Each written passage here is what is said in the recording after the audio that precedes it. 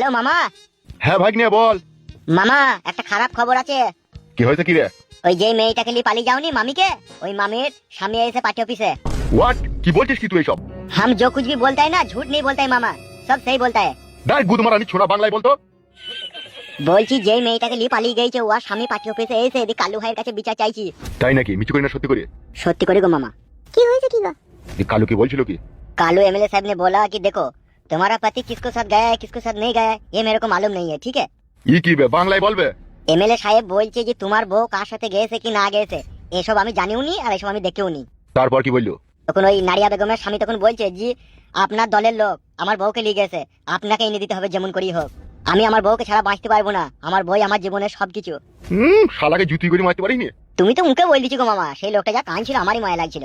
কি কিছু লাই কি হয়েছে কি গো? মামি না কে গো মামা? হ্যাঁ রে হ্যাঁ তোর মামি। কই একবার দাও একটু কথা বলি। পরে বলবি। বেশ ঠিক আছে এখন রাখ, আবার কোনো খবর এলে আমাকে ফোন করবি। বেশ ঠিক আছে। আমি শুনেছি গাঁড়ের গন্ধ তো ভূত পালাই। ই তো গাঁড়ের গন্ধ তো ভূত দৈরি চলে আসছে। কি হয়েছে কি বলবে তো নাকি? তোমার স্বামী খুঁজতে এসেছে। শালা কত বড় ছোট লোক, হ্যাঁ? শালা ঘরে থেকে বউ পালিয়ে গেছে, বইয়ের উপরে ঘৃণা করি বউকে ভুলি যাবে নাকি আবার বউকে খুঁজতে এসে। ওগো তুমি এত ভয় করছো কেন গো? সে খুঁজলো আর না খুঁজলো তাতে আমার কি? আমরা তো আর না বালক লই, আমরা শাবালক। তুমি আমার স্বামী আমি তোমার বউ, কে খুঁজলো আর কে খুঁজে মইলো তাতে আমাদের কোনো এসে যায় না। তুমি আমার স্বামী আমারই থাকবে। উনি আমার ময়না পাখি রে। স্বামীর ঘর ছেড়ে যখন একবার পালিয়ে আইছি আর কখনো কোনোদিনও ওই স্বামীর কাছে আমি ফিরে যাব না। আমি তোমারই আছি তোমারই থাকবো। ওরে আমার জান পাখি রে। কখনো কোনোদিনও আমি তোমায় ছেড়ে যাব না মরুভূমি। আমি তোমার কাছে এইভাবেই সারা জীবন তোমার বুকে মাথা রেখে থাকবো। ওরে আমার চুলুবুলু পাখি রে। যতই আমার স্বামী খুঁজুক তাও আমি যাব না। ও আমার ডিম পাড়া গাবিন মুরগি গো, জান আমার। তোমাকে আমি খুব ভালোবাসি। ওরে আমার খাট ভাঙার যন্ত্র রে। আমি তোমার ছেলের মা হয়ে তোমার কাছেই সারা জীবন থাকবো। ওরে আমার নারিয়া বেগম অন্ধকারের হেরিকল রে। কোথাও যাব না তোমাকে ছেড়ে। যেতে হবে না জান আমার, তুমি আমার বুকে মাথা রেখে এইভাবেই সারা জীবন থাকো। আরে লোকটা চেহারাটা একবারে মলিন হয়ে গেল। তাই না বটে লো, লোকটার মুখ পানে তাকানো গেছি না। তোর মায়ের কোনো কাণ্ড জ্ঞান নাই লো। আমরা এখন কি করব বলেন কাকিমা? আমরা কি চাইছি যে বাবাকে ছেড়ে মা পালাক? এখন চলে গেছে তার কি করার আছে বলো? ছি ছি ছি ছি ছি, এগুলো কি মানা যায় লো? জামাইয়ের শাশুড়ি হয়ে গেলি তুই, কি করে পালিয়ে গেলি লো? বয়স্ক বুড়ো স্বামীর কথা একবারও ভাবলেন না তোর মা?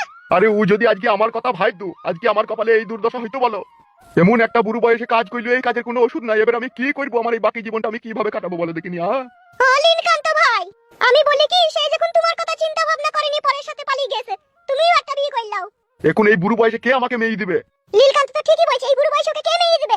আর এখনকার মেয়েদের যা মানের কটকটানি, ওকে এই বয়সে শরবতের মতো গুলি খেয়ে নেবে। তা পারবে না গো, তা পারবে না। সেই দিক দিয়ে আমি একটু পাওয়ারফুল লোক আছি।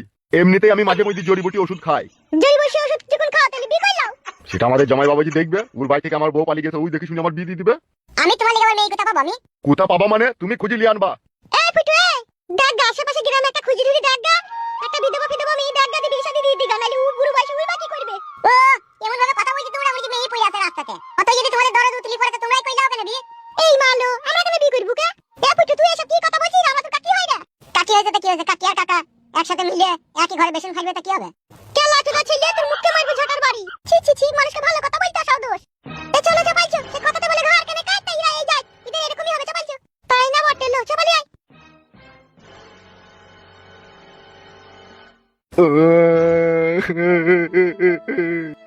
ও নারিয়া বেগম, কি কাজ করলি রে তুই এই বুড়ো বয়সে?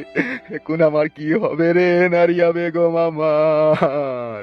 ও আব্বা তুমি ছাপার মতো এরকম কাঁদছো কেন গো? তুমি তো এমএলএর কাছে গিয়েছিলে, তাকে তো বলেছো তারা ঠিক একটা ব্যবস্থা করবে। ওরা কিছু ব্যবস্থা করতে পারবে না, ওরা যা বলার বলে দিয়েছে। ওরা বলিস আমরা এই দায়িত্বতে নাই। ছি বড় ভালো লাগে রে এইসব।